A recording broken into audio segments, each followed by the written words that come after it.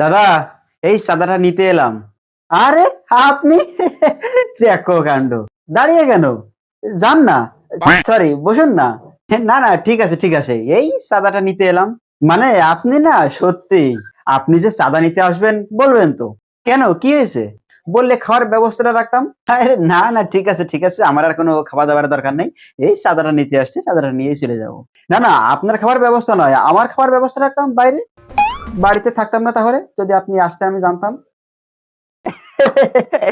কেমন মজা করলাম, সত্যি কথাটা বলে। ও আচ্ছা, ঠিক আছে ঠিক আছে।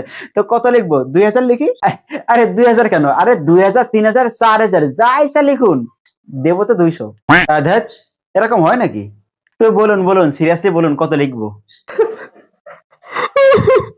আরে আরে, কি হলো, আরে কি হয়েছে দাদা?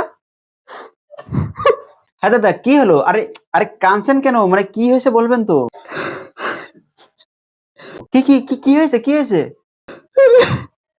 আরে দাদা, কি হয়েছে দাদা? তো মহা মুশকিলে পড়লাম।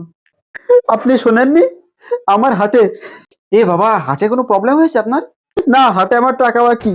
বাজার করতে গিয়ে পাওনাদার আমাকে জ্বালাতন করে মারছে একদম। মানে 2000 টাকা চাঁদা দিয়া তো অনেক বড় ব্যাপার, আমি জ্যামিতি বক্সের চাঁদাটাও দিতে পারবো না। আরে এ আবার শুরু হয়ে গেল, দেখুন প্রত্যেকবারে কিন্তু আপনার একই কথা, প্রত্যেকবারে মানে কোনো না কোনো ওষুধ থাকেই। এই দেখুন দেখুন, বাড়িতে এসছেন বলে কিন্তু কিছু বলছি না, প্রত্যেকবার আমার একই সমস্যা। আগের বার তো বলেছিলাম আমার দাদুর শরীর খারাপ, প্রত্যেকবার আমি আলাদা আলাদা ওষুধ দিচ্ছি কষ্ট করে, আর উনি বলছে প্রত্যেকবারে নাকি আমি একই কথা বলি। আপনার এটা প্রত্যেকবারের বাহানা চাঁদা না দেওয়ার জন্য, এটা নতুন না, প্রত্যেকবার। Please behave yourself.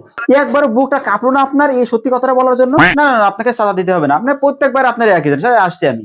এই এই দাদা, শুনুন শুনুন না, বলুন তো পেন্সিল কেন?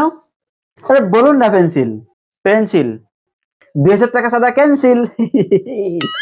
আরে এটা আবার কেমন কথা? ওই হলো আর কি, ওই হলো। রেগে যাচ্ছেন কেন, মজা করলাম। আচ্ছা আমি কি বলি শুনুন, 500 টাকা লিখুন। 500 আপনারও থাকলো আমারও থাকলো, 500 লিখে দিন। দাদা 500 মানে আমাদের দিকটা একটু দেখুন।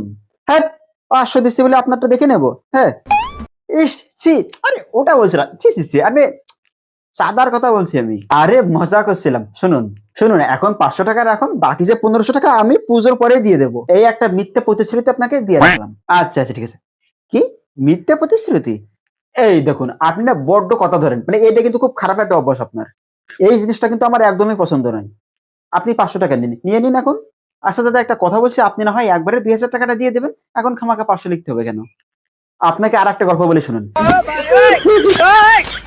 এই আবার, এই দিন দিন দিন তো, আপনি থামেন তো, আপনি 500 টাকা দিন, আপনাকে 2000 টাকা দিতে হবে না, আপনি 500 টাকা দিন। অসহ্য। হুম, ঠিক আছে।